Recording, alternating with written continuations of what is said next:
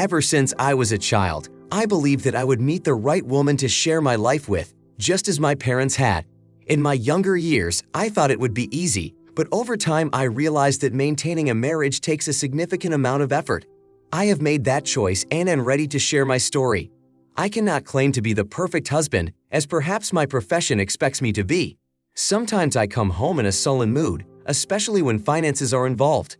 Although I am not a millionaire, our family is reasonably comfortable. We live in a beautiful home, enjoy 2 luxury cars. My wife Virginia has a chic closet, and our daughter Deborah is surrounded by many expensive toys. Our marriage has lasted almost 12 years, and for the most part has been a happy one. However, in recent months, Virginia's behavior has changed. She has become aloof and has begun to criticize my words and actions, which is out of character for her. I tried to discuss these changes, wondering if something had happened to alarm her, but she attributed her condition to fatigue or a bad day. At first I thought distance would help, but her indifference continued to disappoint. Despite my efforts to inject spontaneity and excitement into our relationship, Virginia began to see my romantic gestures as feeble attempts at redemption, responding with a dry thank you and a kiss on the cheek. Virginia began to avoid intimacy for various reasons, and in those moments I felt a sharp, one-sided pain. Over time, I noticed how I began to drift away from her, paying less and less attention to her. Despair made me analyze when these changes began. I tried to find the causes, wondering if I had done something to provoke her behavior. Pondering the disturbing possibility of her cheating, at first I dismissed the thought, comforting myself that she would never betray our marriage. Curiosity led me to be more attentive to changes in Virginia's behavior, her style of dress, and her schedule. She began to dress more flamboyantly and conspicuously, though I rarely saw her daytime outfits. Her schedule remained a mystery, for she was constantly busy. The observed changes in her behavior resembled typical signs of infidelity. As I considered the possibility of hiring a private investigator, I realized that I had no solid evidence, only suspicions, and that was not enough for such a serious step. I decided to act on my own and took a number of steps. I started calling home at unexpected moments, sometimes finding Virginia home and sometimes not. I installed an old outdoor surveillance camera under the eaves of the garage and hooked it up to a hidden recording device. My goal was simple: to pick up any unfamiliar cars near the house. After 2 weeks of surveillance, however, I noticed nothing suspicious. From time to time, I saw Virginia leave the house, despite claiming to have been home all day. Her brief disappearances offered no concrete evidence unless her potential partner was exceptionally quick. My actions didn't convince, they only increased my suspicions.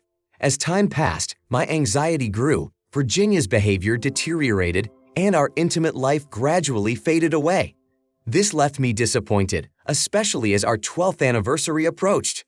I saw this as a chance to bring joy into our marriage and tried to rekindle the spark between us. Organized a party and sent our daughter to spend the night at her parents' house so we could enjoy time alone. We went to Plato's, Virginia's favorite restaurant, holding hands and full of anticipation.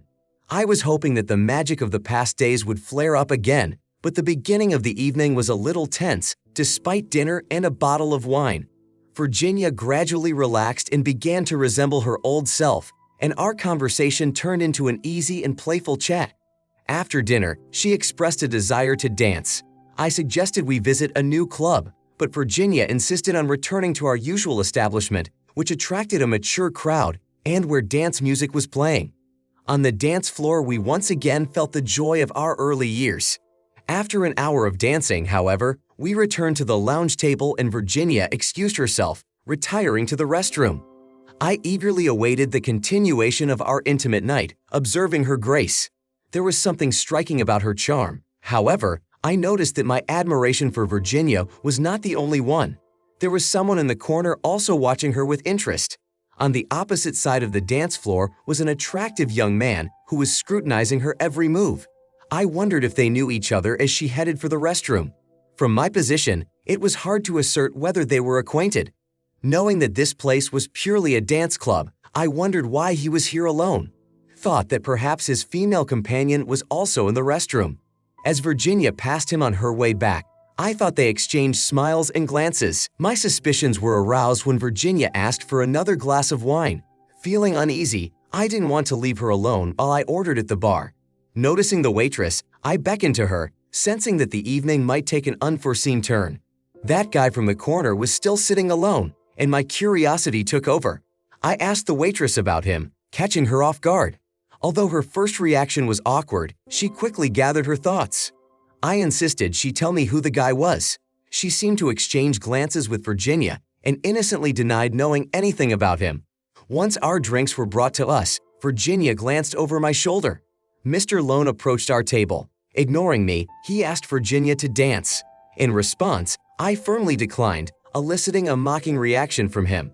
I stated that he should mind his own business, emphasizing that Virginia is my wife and I decide who she should dance with. When Virginia intervened, she spoke to me in an irritated tone. Mr. Lone tried to put in a word, but I interrupted him, giving vent to my irritation. With unexpected assertiveness, Virginia defended her right to choose her dance partner by claiming that she did not belong to me. This action on her part made me angry, undermining all hopes of a pleasant anniversary celebration. I expressed my feelings. I am not pleased to see you dancing with another, especially after I asked you to avoid it.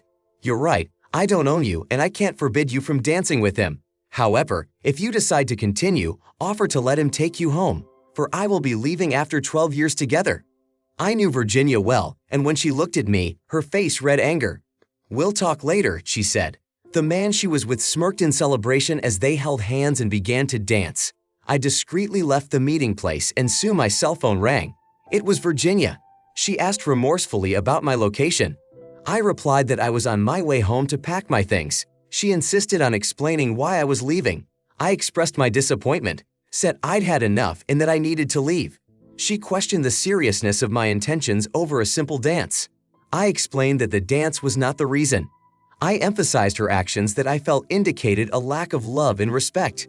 I suspected her of infidelity, especially with the man she was dancing with, based on their interaction. Virginia defended herself by assuring me of her love and denying any liaison. However, I highlighted her carelessness about our relationship, her lack of intimacy, and her general behavior that questioned her sincerity. Despite her request to stay, I remained firm in my decision to end the relationship and persuade her to believe anything. Virginia desperately and apologetically begged me to come back, promising to come by cab and asking me to wait. She couldn't change my mind. I left, turned off my phone, and watched from afar as Virginia arrived home in a cab. The incident heightened my suspicions, which prompted me to hire a private investigator the next day. I instructed my coworkers to keep Virginia out of the office to allow the detective to do his job in peace. Thus began the waiting game. During this time, Virginia tried to contact me, but I waited patiently for the investigator's conclusions. My colleague Andrea, who had also been our neighbor for many years, expressed concern about my suspicions of Virginia's infidelity. She questioned the validity of my speculation, suggesting that Virginia had only danced with that man. I explained to Andrea that Virginia's strange behavior over the past few months and the events of that night had only heightened my fears. Andrea, having known Virginia for years, insisted that she was faithful and claimed that she had never seen any signs of infidelity. Despite her assurances, I decided to still consult with a private investigator to get confirmation of my doubts before drawing any conclusions about Virginia. I asked Andrea to tell Virginia that I needed time to think and that I would contact her in a couple weeks. Over the next 2 weeks, I eagerly awaited news from the detective. When he finally invited me into his office, my heart clenched with tension. He handed me a report that refuted any suspicion of Virginia's infidelity. While relieved, I was still dissatisfied with the thoroughness of the investigation. The investigator assured me that his team had closely monitored Virginia and found no evidence of a romantic liaison. Leaving his office with a sense of relief and gratitude, I returned to my motel room. On Monday morning, I called Virginia. Her voice was shaky. She apologized and expressed regret, acknowledging her disrespectful behavior. With tears in her eyes, Virginia begged for another chance, promising never to repeat her mistakes. Her sudden remorse and sincerity made me think about the possibility of giving our relationship another chance. I agreed to return home, but made a condition of a trial period. I expressed my desire to re-establish a relationship with the woman I had fallen in love with and taken as my wife. Virginia responded with sincerity, claiming that she was the woman I was looking for and was waiting for the return of the man she loved. However, I was still hesitant because of a number of problems we had encountered, including her indifference, lack of enthusiasm, and disrespect.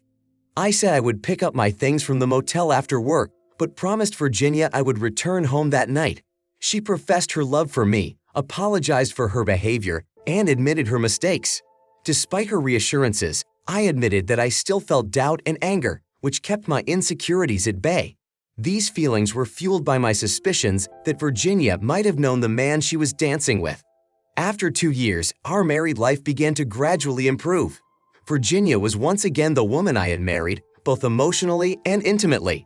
She surprised me by throwing a birthday party and a magnificent celebration of our 14th wedding anniversary, despite my initial doubts about her fidelity. I found comfort in the renewed warmth of our relationship after a cold winter. One day, Virginia decided to meet up with her longtime friend Kathy. After a long separation, they reconnected, laughing and exchanging memories of their children growing up. However, the conversation took an unexpected turn when Kathy confessed that she was contemplating an affair with a man named Cody. Virginia, realizing the possible implications for Katie's marriage, tried to convince her to weigh the risks and consequences of such a move. Virginia decided to take a risk and share part of her secret life with Kathy. Kathy remembered the times when Virginia and her husband Gerald had been going through difficulties, but Virginia never went into detail. Before continuing, Virginia asked Kathy to promise to keep her next words a secret. Kathy assured her friend of her steadfastness and understanding of how it might affect Virginia's marriage. Virginia waited for Kathy's confident agreement to keep it confidential, realizing the importance of the upcoming conversation. After gaining consent, she began to share her experiences. After 12 years of marriage, she felt bored and stuck in a routine. Life seemed monotonous, and Virginia began to question whether her life was heading in the right direction. Even though she loved her husband, she felt a lack of something important, which led her to a mild depression. Virginia met Justin and quickly discovered that there was an emotional connection between them that began even before the relationship became physical. The excitement of their interactions prompted her to confess her vulnerability and guilt. She told Katie how she had gotten Justin's number and the internal conflict she faced in deciding whether she should call him. Kathy listened intently, finding Virginia's story strangely familiar. Virginia acknowledged that her actions were wrong and shared the sense of vulnerability she felt. Despite her internal entreaties not to call Justin, she couldn't resist and agreed to meet him for lunch. Kathy listened to Virginia's account of her emotional turmoil and temptation with fascination. Katie recognized Virginia's feelings were simmering: terror, excitement, and admittedly intense arousal as they talked. Justin leaned across the table and took Virginia's hand, creating a first-date atmosphere despite her desire to remain faithful to her husband. Conscience and fear held her back, but Justin had already begun his seduction, pointing out that Gerald didn't appreciate the wonderful woman he had. Virginia felt resentment toward Gerald and was instantly influenced by Justin's persuasive words. Virginia continued, explaining how her lunch meetings with Justin had made it increasingly difficult to be able to remain faithful to Gerald. Justin had almost convinced her to go to his house during their third lunch. Virginia sensed his frustration over her excuses and realized that their next meeting would probably lead to an affair. Virginia also talked about Gerald's suggestion that they celebrate their anniversary and go to a dance. Justin immediately seized the moment, stating that he would dance with her even if it made Gerald angry. She described how Justin's arrogant behavior escalated when he showed up at the dance club and intentionally disrespected Gerald. The situation reached a climax when Justin asked Virginia to dance, which led to an ultimatum from Gerald. Recounting the events, Virginia's eyes filled with tears. She expressed the emotional shock she experienced on the dance floor. Justin's actions were intended to provoke Gerald and create a rift in their relationship, hoping that Virginia would turn to him for comfort. When the waitress approached, he took the initiative and ordered drinks for us. At that moment, an unexpected event occurred for Virginia. Gerald paid the bill and left. I felt like my entire family life flashed before my eyes. Kathy was stunned, and Virginia, with sadness on her face, began to talk about her difficulties. Tears came to Kathy's eyes, reflecting her emotions. Virginia insisted on continuing to talk about her desperate attempts to contact Gerald to convince him to return. He, however, was certain of her connection to Justin, and it was a heartbreaking moment for both of them. Virginia revealed that the next day, her marriage was on the brink of collapse. Desperate and in need of support, she turned to her friend Andrew for help. Later, Gerald called and said he needed time. Those 2 weeks were the hardest for Virginia, who struggled with the fear of losing everything. Eventually, when Gerald returned, Virginia felt on the verge of losing everything. She emphasized the importance of winning love over lust. Katie expressed her sympathy, and Virginia confirmed that she had never told Gerald the whole truth. Living in constant fear of exposure, Virginia was grateful for her marriage, which she treasured every day.